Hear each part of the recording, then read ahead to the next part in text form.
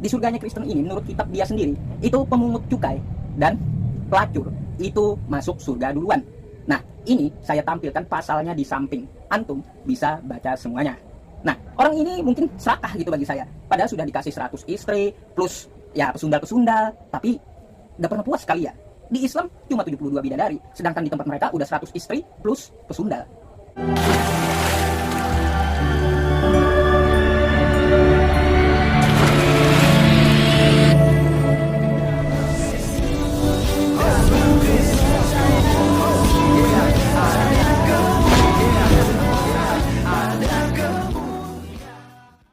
Salam teman-teman sekalian, berjumpa kembali dengan saya Arif Gullah di channel TV Laskar Kristus ini. Pada video kali ini kita kembali untuk menanggapi Ustadz Yusuf PI ya, yang terus memutarbalikkan isi daripada kebenaran firman Tuhan yang ada di dalam Alkitab ya. Dimana sebelumnya dia membahas tentang orang Kristen kalau mengikut Yesus akan diberikan hadiah 100 kali lipat istri ya. Dan itu kita sudah jawab, karena di situ bukan hanya istri, juga diberikan ayah 100 kali lipat, ibu 100 kali lipat, kemudian anak-anak 100 kali lipat, harta benda mereka 100 kali lipat kalau mengikut Tuhan Yesus. Dan juga penekanan daripada ayat itu apa sebenarnya, latar belakangnya apa, dan juga tujuan ayat itu dan maksud daripada Tuhan Yesus Kristus mengatakan demikian seperti apa, kita sudah jelaskan. Bahwa semuanya itu semata untuk para pengikut Tuhan Yesus Kristus, ketika mereka mengikutinya dengan sungguh-sungguh, maka mereka akan mendapatkan kembali apa yang mereka tinggalkan. Misalnya saudara laki-laki, itu mereka akan dapatkan kembali, yaitu orang-orang Kristen, di mana mereka nanti akan berbaur, di mana mereka nanti akan beribadah. Kemudian perempuan-perempuan, saudara perempuan, kemudian ayah dan ibu mereka itu akan dapatkan kembali. Dan penekanan kedua di situ adalah bagaimana seorang Kristen mengikut Tuhan Yesus, mengasihi Tuhan Yesus Kristus lebih dari saudaranya laki-laki, saudaranya perempuan, ayah dan ibunya, anaknya, ladangnya. Lebih daripada itu, harus mengikut Tuhan dengan sepenuh hati. Nah, jadi teman-teman sekalian, dari cuplikan videonya, ya, kita kembali untuk menanggapi hal itu, untuk meluruskan, karena dia mengutip Matius pasal 21 ayat 31. Bahwa pemungut cukai, perempuan sundal itu akan masuk surga. Dan itu yang akan dihadiahkan nanti kepada orang-orang Kristen ya. Nah, sebelumnya seperti biasa, kita menonton terlebih dahulu video daripada Ustadz Yusuf berikut ini. Di surganya Kristen ini, menurut kitab dia sendiri, itu pemungut cukai dan pelacur itu masuk surga duluan. Nah, ini saya tampilkan pasalnya di samping. Antum bisa baca semuanya. Nah, orang ini mungkin serakah gitu bagi saya. Padahal sudah dikasih 100 istri plus ya pesundal-pesundal, tapi gak pernah puas kali ya. Di Islam cuma 72 bidadari, sedangkan di tempat mereka udah 100 istri plus pesundal. Nikmat yang ada dalam surga adalah pesta seks. Pesta seks. Minta maaf, karena inilah yang kita tahan-tahan di dunia. Inilah yang kita tahan-tahan di dunia. Dan kenikmatan terbesar yang diberikan Allah Subhanahu wa Ta'ala di surga adalah pesta seks. Adalah pesta seks. Adalah pesta seks. Adalah pesta seks. Kenapa? Oke, teman-teman sekalian, itulah cuplikan video daripada Ustadz Yusuf yang memutarbalikkan Matius 21 dan 31 dan menafsirkannya sesuka hatinya gitu ya. Lagi-lagi saya katakan teman-teman sekalian, ini adalah orang-orang yang melanggar undang-undang ITE. Ya, dan seandainya polisi tidak harus menunggu laporan, ini orang seperti ini sudah akan mengacaukan umat beragama.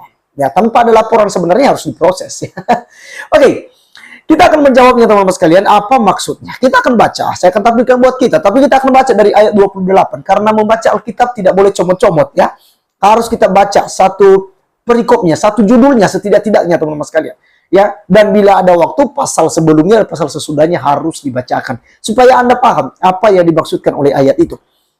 Dengan perikop dari Matius pasal 21 ayatnya ke-28 sampai ayat ke-32. Termasuk ayat 31 yang dikutip oleh Ustadz Yusuf. Kita lihat dengan perikop, perumpamaan tentang dua orang anak. Tetapi apakah pendapatmu tentang ini? Seorang mempunyai dua anak laki-laki, ia pergi kepada anak yang sulung, dan berkata, anakku pergi dan bekerjalah hari ini dalam kebun anggur. Jawab anak itu, baik Bapak. Tetapi ia tidak pergi. Oke? Lalu orang itu pergi kepada anak yang kedua dan berkata, demikian juga. Dan anak itu menjawab, aku tidak mau. Ya, tetapi kemudian ia menyesal, lalu pergi juga. Maka muncullah ayat 31 ini. Karena yang tadinya adalah merupakan perumpamaan, dan Tuhan memberikan lagi perumpamaan kedua tentang pemungut cukai, dan juga orang-orang berdosa, perempuan-perempuan sundal, ya, bahwa mereka nantinya akan lebih dulu masuk dalam kerajaan surga, karena mereka bertobat dan mengikuti perintah-perintah Tuhan. Ayat 31. Siapakah di antara kedua orang itu yang melakukan kehendak ayahnya? Tentu yang kedua dong, walaupun dia katakan tidak mau ya, berarti sebenarnya dia melanggar firman Tuhan. Tetapi dia menyesal, dia mau datang kembali dan melakukan perintah ayahnya, maka dialah yang melakukan kehendak ayahnya, dan tentu saja yang membahagiakan ayahnya. Demikian juga Yesus katakan, jawab mereka yang terakhir ya. Kata Yesus kepada mereka, aku berkata kepadamu, sesungguhnya pemungut-pemungut cukai dan perempuan-perempuan sundal akan mendahului kamu masuk ke dalam kerajaan Allah. Sebab Yohanes datang untuk menunjukkan jalan kebenaran kepadamu, dan kamu tidak percaya kepadanya. Tetapi pemungut-pemungut cukai dan perempuan-perempuan sundal percaya kepadanya. Dan meskipun kamu melihatnya, tetapi kemudian kamu tidak menyesal, dan kamu tidak juga percaya kepadanya. Artinya teman-teman sekalian, Yesus sudah memberikan jalan keselamatan, bahwa dialah jalan keselamatan dan hidup. Tidak ada satupun yang datang kepada Bapa kalau tidak melalui Yesus Kristus. Ini orang-orang Islam sudah tahu. Semua manusia sudah pada tahu ini, bahwa Yesus Kristus adalah Tuhan, Yesus Kristus adalah jalan keselamatan menuju surga. Tapi orang tidak percaya. Mereka tidak menyesal. Ya, akhirnya apa? Orang-orang berdosa, orang-orang sundal, orang-orang yang tidak dianggap di tengah-tengah orang Israel, justru itulah yang menjadi percaya, dan akhirnya mereka lah yang beroleh surga. Ya, mereka yang terutama mereka yang paling duluan untuk masuk dalam kerajaan surga. Kemudian teman-teman sekalian, para pemungut cukai dan juga orang perempuan-perempuan sundal, apakah memang ketika mereka masuk surga itu terus pekerjaan mereka? Apakah mereka terus bersundal, terus berbuat dosa? Tentu tidak. Mereka akan masuk surga ketika mereka bertobat, ketika mereka mendengarkan apa yang disampaikan di dalam ayat 32.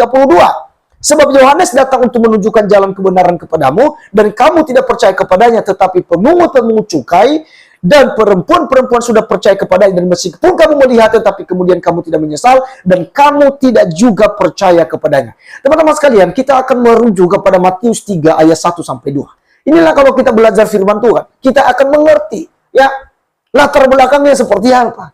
Ya, di dalam ayat 1 dan 2 dikatakan, pada waktu itu tampillah Yohanes Pembaptis, seperti yang dikatakan di ayat 32 tadi.